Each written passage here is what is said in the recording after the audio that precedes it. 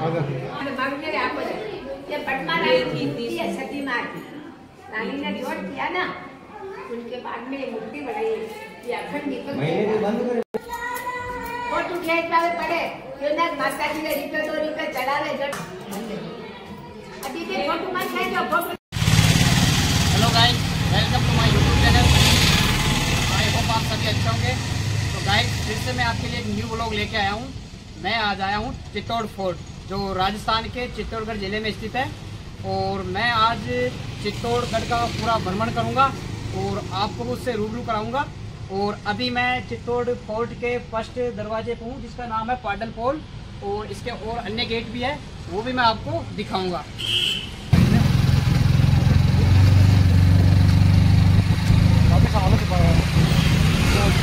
दोस्तों, अभी आप देख रहे हो भैरव महाराज का मंदिर, और इसी के नाम से इस गेट का नाम पड़ा है भैरव पोल, जो इस किले का द्वितीय द्वार है। और अभी इसके आगे और भी गेट है, वो भी आपको अभी दिखाएंगे।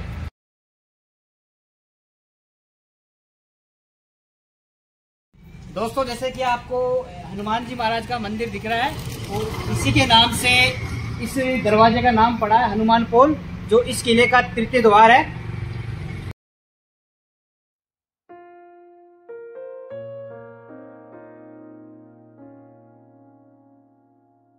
यह है इसका चौथा प्रवेश द्वार, और इसी के पास आपको गणेश जी का मंदिर भी देखने को मिलेगा।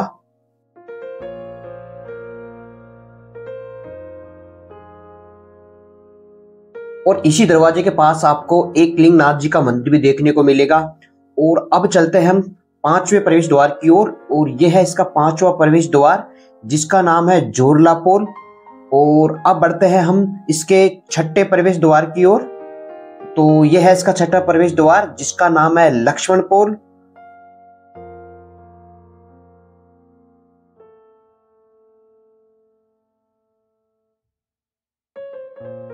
अब बढ़ते हैं इसके सातवें व प्रमुख प्रवेश द्वार की ओर।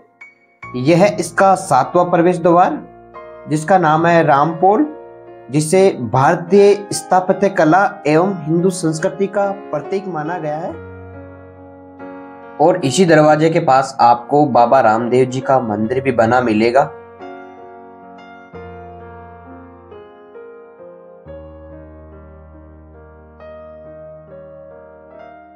इतिहासकारों के अनुसार इस किले का निर्माण मौर्य वंशीय राजा चित्रांगद मौर्य ने 7वीं शताब्दी में करवाया था, और इसे अपने नाम पर चित्रकूट के रूप में बसाया था।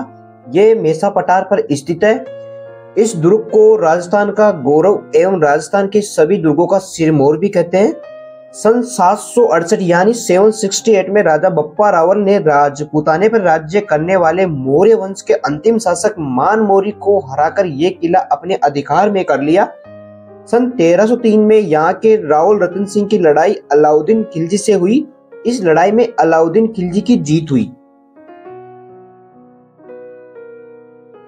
यह किला भारत का ही नहीं बल्कि एशिया का सबसे बड़ा किला है, जो राजस्थान के चित्तौड़गढ़ जिले में स्थित है, जो जयपुर से करीब 300 किलोमीटर दूर और उदयपुर से 115 किलोमीटर दूर है, जिसकी समुद्र तल से ऊंचाई करीब 1323 फीट है। यह एक विश्व विरासत स्थल है, जो पहले मेवाड़ की राजधानी हुआ करती थी। यह किला इतिहास की सबसे खूनी लड़ाइयों का गवाह है। यह किला तकरीबन 700 एकड़ जमीन में फैला हुआ है, जिसकी लंबाई लगभग 3 किलोमीटर और परिधि 13 किलोमीटर लंबी है। इसमें आपको ऐसे 84 तालाब देखने को मिलेंगे, जो उस समय खेती और पीने के लिए काम में लेते थे। और इस दुर्ग में आपको बड़े और छोटे मंदिर मिलाकर कुल 113 मंदिर मिलेंगे। दोस्तों, ये कुंभा महल है, जिसमें महाराणा उदय सिंह का जन्म हुआ था, और चंदन का बलिदान भी इसी दुर्ग में हुआ था। यह महल 15वीं शताब्दी में बना था।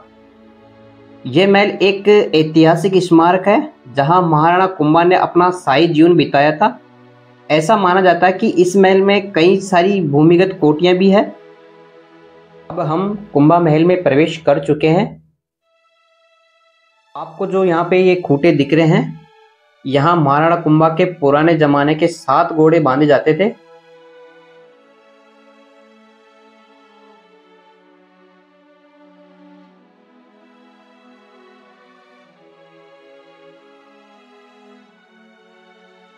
अब थोड़ा सा आगे आएंगे तो आपको जो ये 3 विंडो दिख रही है, इनको कहते हैं सूरज बोखला। जब पुराने समय में राजा महाराजा मॉर्निंग को जब तक सूर्य पूजा नहीं करते थे तब तक अन्न जल ग्रहण नहीं करते थे। सपोज करिए कि जब मौसम खराब हो तो सूर्य देव नहीं दिखते हो, तो उन्होंने क्या किया कि बीच वाली खिड़की में 50 किलो सोने का सूर्य बनाकर बीच वाली खिड़की में स्थापित किया। जब कभी सूर्य नहीं दिखता हो तो वह इसकी पूजा करके अन्न जल ग्रहण करते थे।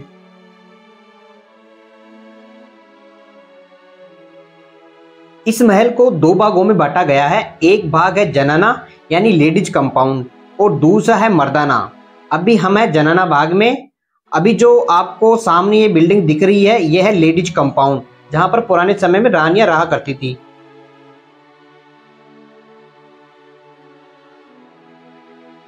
अब थोड़ा आगे चलते हैं। ये जो बिल्डिंग आप देख रहे हो, इस बिल्डिंग में उस जमाने में राजकुमार रहा करते थे और यह महल कई युद्धों की मार झेलने एवं काफी पुराना होने से खंडर हो चुका है।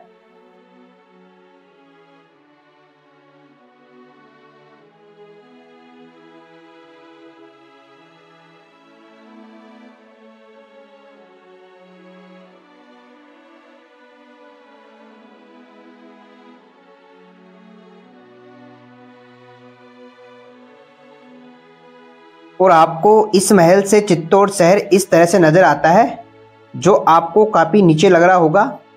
इस दृश्य को देखकर आप अंदाजा लगा सकते हो कि चित्तौड़ फोर्ट कितनी ज्यादा ऊंचाई पे बना हुआ है। आपको यहाँ से जो स्तंभ दिख रहा है, इसका नाम है विजय स्तंभ, जिसको टावर ऑफ विक्ट्री भी कहते हैं और कुछ समय बाद हम आपको टावर ऑफ विक्ट्री भी बताएंगे।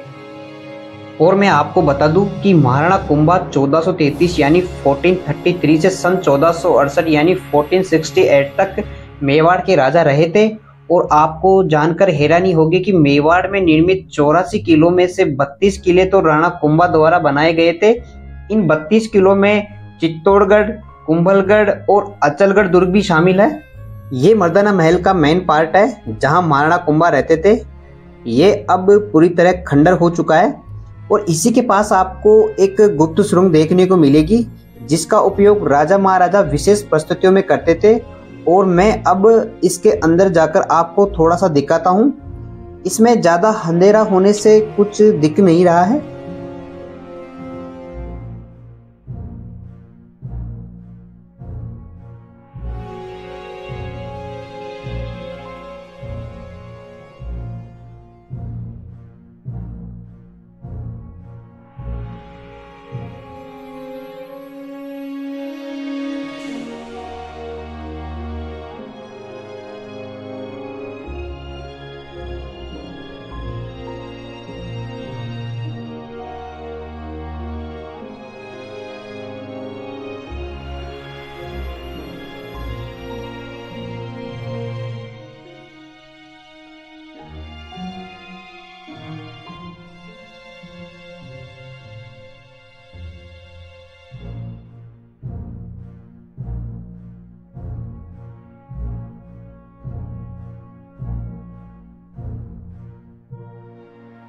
आपको जो सामने ये पार्क दिख रहा है, यहाँ नाइट को प्रतिदिन पर्यटकों के लिए एक लाइट और ध्वनि शो का आयोजन किया जाता है, जिसमें यहाँ के राजपूत शासकों का इतिहास दिखाया जाता है। और आप भी कभी चित्तौड़ फोर्ट देखने आओ तो रात को रुको तो आप भी इस शो का आनंद ले सकते हो।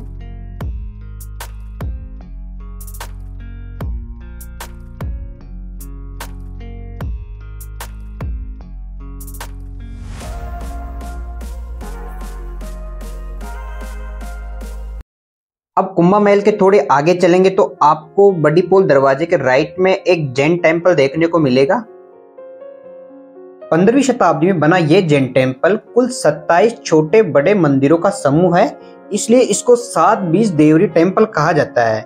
ये टेम्पल प्रमुख जैन मंदिरों में से एक है।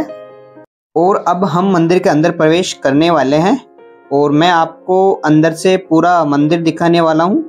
और आपको जो ये पिलर टाइप में स्तंभ दिख रहे हैं, ऐसे स्तंभ इस मंदिर में कुल 163 है यानी 163, जिन पर यह पूरा टेम्पल टिका हुआ है। और अंदर से मंदिर का व्यू कुछ इस प्रकार दिखता है।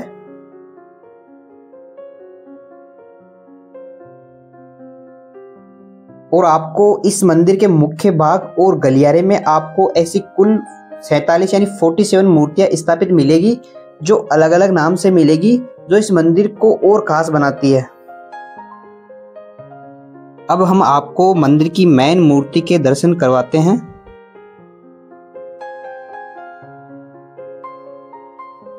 अगर आपने ये मंदिर ध्यान से देखा हो तो मैं आपको बता दूं कि ये टेम्पल आपको रणकपुर और माउंट आबू के देलवाड़ा मंदिरों की याद दिलाता है।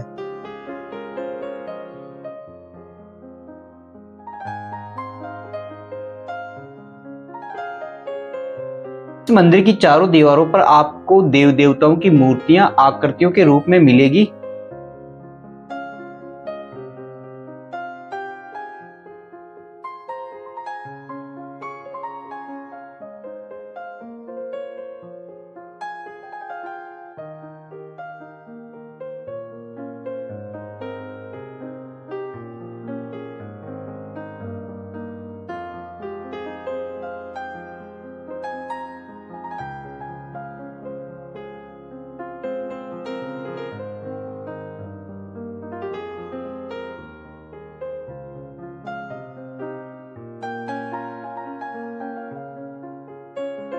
जो आपको सामने ये इमारत दिख रही है, इसका नाम है विजय स्तंभ, जिसे टावर ऑफ विक्ट्री भी कहते हैं, जिसे महाराणा कुंभा ने मालवा और गुजरात दोनों स्टेटों को एक साथ हराया था। यानी उन्होंने मालवा के सुल्तान महमूद शाह खिलजी और गुजरात के अहमद शाह को हराया था। तब उन्होंने विजय के उपलक्ष्य में इस इमारत का निर्माण कराया था। टावर को बनाने में 10 साल लगे थे और इसे बनाने में 90 लाख रुपए उस जमाने में खर्च हुए थे। ये 9 मंजिल इमारत है, जिसकी ऊंचाई 122 फीट है, यानी 122 फीट है। इसमें ऊपर जाने के लिए 157 सीढ़ियां हैं, जो अभी 3-4 साल से ऊपर जाने का रास्ता सरकार ने बंद कर रखा है।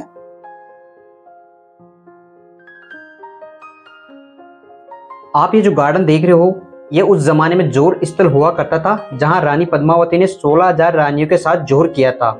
जो उस जमाने में गहरा कुंड हुआ करता था, जिसको ESI ने बंद करवा दिया है और इस पर एक गार्डन बनवा दिया। इस कुंड में आग जलाई जाती थी और औरतें अपने पति की मृत्यु के बाद ऊपर से छलांग लगाकर आग में कूद जाती थी। और रानी पद्मावती ने भी मेवाड़ की आन बान और शान को बचाने के लिए इसी कुंड में 16,000 रानियों के साथ जोर किया था, जो राजस्थान का पहला साका कहलाता है, जो सन 1303 में राणा रतन सिंह के शासन काल में अलाउद्दीन खिलजी के चित्तौड़ पर आक्रमण के समय हुआ था। और ये जोर स्थल आपको विजय स्तंभ के पास में मिलेगा।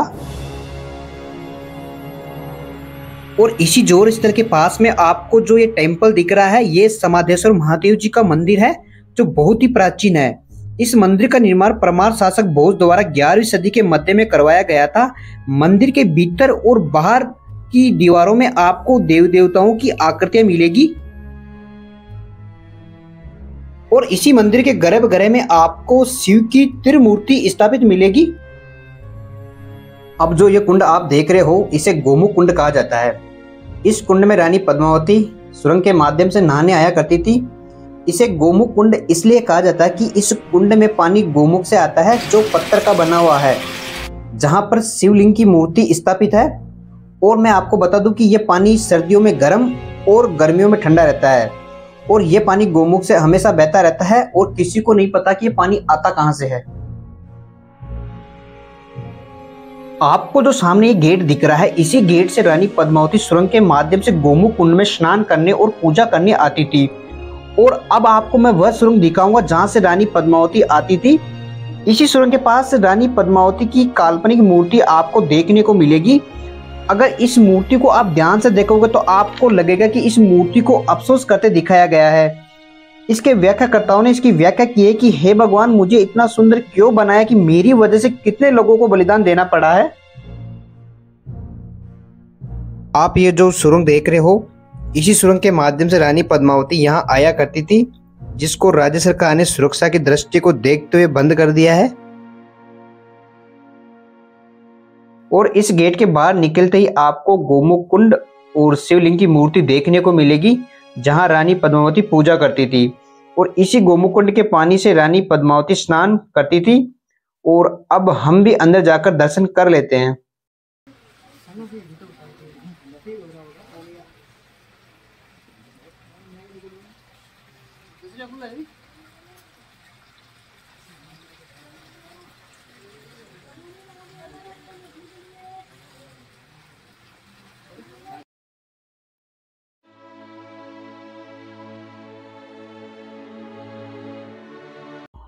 अभी आप जो ये टेंपल देख रहे हो, यह है कालिका माता का मंदिर, जो 8वीं सदी में सिसोदिया राजवंश के राजा बप्पा रावल ने सूर्य मंदिर के रूप में इस मंदिर का निर्माण करवाया।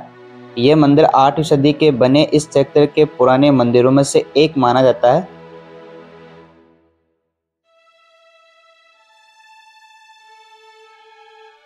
यहाँ से थोड़ा आगे चलेंगे तो आपको रानी पद्मिनी महल देखने को मिलेगा। अभी हम पहुँच चुके हैं रानी पद्मिनी महल के मुख्य द्वार पर, और यहाँ पर आपको भारतीय पुरातत्व विभाग द्वारा एक लेख लगाया हुआ है जो आप देख सकते हो।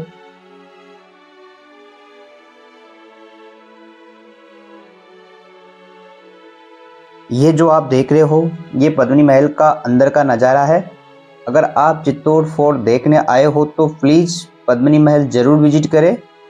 अब मैं आपको पद्मिनी महल पूरा अच्छी तरह दिखाऊंगा।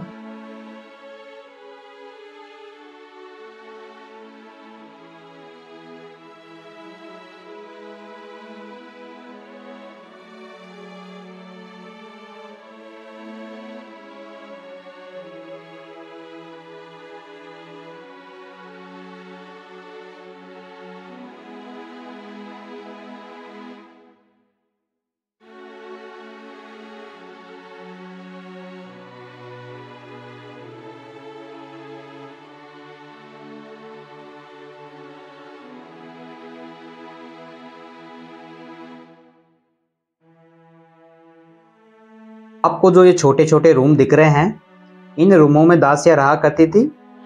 इन रूमों में लगे ये छोटे छोटे झरोखों से दासियां राजाओं के स्वागत में फूल बरसाया करती थी। यहाँ पर रानी पद्मिनी के 2 पैलेस बने हुए हैं।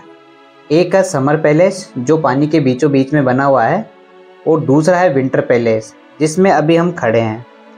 अलाउद्दीन खिलजी ने युद्ध के समय इस महल में काफ़ी तोड़ फोड़ की थी। अब हम उस जगह जा रहे हैं जहाँ पर अलाउद्दीन खिलजी को लाया गया था, और आप जो ये रूम देख रहे हो, इसी रूम के अंदर से रानी पद्मिनी का चेहरा अलाउद्दीन खिलजी को दिखाया गया था। दरअसल हुआ यूँ था कि रानी पद्मिनी को जो आप ये समर पैलेस देख रहे हो, वहाँ पर पानी के पास रानी पद्मिनी को बिठाया गया था, और पानी की परछाई 90 डिग्री के एंगल पर शीशों पर पड़ी, तब रानी का पेश अलाउद्दीन खिलजी ने देखा था। इसी रूम में ऊपर 4 शीशे लगे हुए थे, लेकिन पद्मिनी मूवी के विरोध के समय राजपूत करणी सेना द्वारा उन शीशों को यहाँ से हटा दिया गया। अब हम जा रहे हैं इस पहाड़ के पीछे की तरफ जहाँ मृग वन है।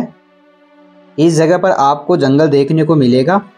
यहाँ पर पुराने समय में राजा महाराजाओं द्वारा शिकार किया जाता था। फिलहाल काफ़ी समय से इसमें एंट्री बंद कर रखी है, फिर भी मैं आपको इसका अंदर का थोड़ा सा दृश्य दिखाता हूँ।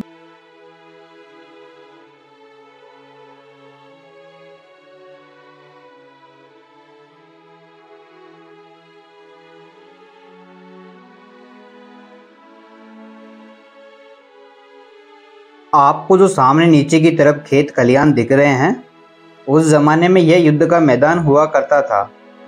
सन 1303 में अलाउद्दीन खिलजी इसी मैदान में करीब 6 माह तक तंबू लगाकर रुका था, और इसी मैदान में अलाउद्दीन खिलजी और रतन सिंह के बीच युद्ध हुआ था।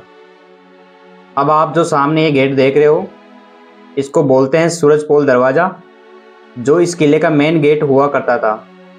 सूर्य की पहली किरण इस गेट पर पड़ती थी, इसलिए इसका नाम सूरजपोल रखा गया।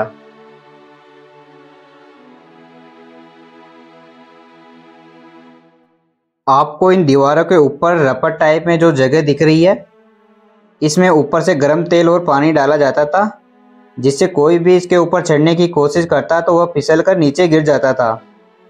और जो ये छोटे छोटे छेद दिख रहे हैं, इसमें से तीर कमान युद्ध के समय चलाए जाते थे। अब आप जो सामने ये रास्ता देख रहे हो, इसे आज भी यहाँ के स्थानीय लोग आने जाने में काम लेते हैं। अब आप जो सामने ये टावर देख रहे हो, इसे बोला जाता है कीर्ति स्तंभ, जिसे 12वीं शताब्दी में जैनियों द्वारा राहुल कुमार के समय बनाया था। ये 4 मंजिली इमारत है जिसकी ऊंचाई 72 फीट है। इसी कीर्ति स्तंभ को देखकर राणा कुंभा ने विजय स्तंभ का निर्माण करवाया था। इसमें ऊपर जाने का रास्ता बहुत ही सकरा है, इसलिए सुरक्षा की दृष्टि से इसको गवर्नमेंट ने हमेशा के लिए बंद करवा दिया है। और इसी के पास आपको दिगंबर जैन का मंदिर भी देखने को मिलेगा जो बहुत ही प्राचीन है। अब आपको जो ये महल दिख रहा है यह है रतन सिंह पैलेस। लेकिन मैं आपको बता दूं कि यह महल रानी पद्मिनी के पति राव रतन सिंह का नहीं बल्कि राणा रतन सिंह द्वितीय का है, जो महाराणा सांगा के पुत्र थे, जिन्होंने 16वीं शताब्दी में इस महल का निर्माण करवाया था। इस महल का ज्यादातर हिस्सा आपको खंडर के रूप में देखने को मिलेगा।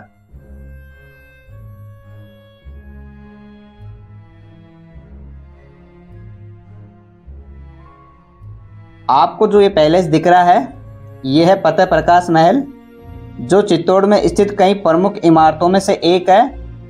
वर्तमान समय में इसमें एक संग्रहालय स्थापित कर दिया गया है। इसके लिए मैं एक अलग से वीडियो लेकर आऊँगा और आपको बताऊँगा कि इसके अंदर क्या क्या है। और इसी के साथ मैं वीडियो का एंड करता हूँ। अगर आप चैनल पर नए आए हो तो प्लीज़ चैनल को सब्सक्राइब और वीडियो को लाइक और शेयर करें और बेल आइकन को प्रेस करें। धन्यवाद। जय हिंद, जय भारत।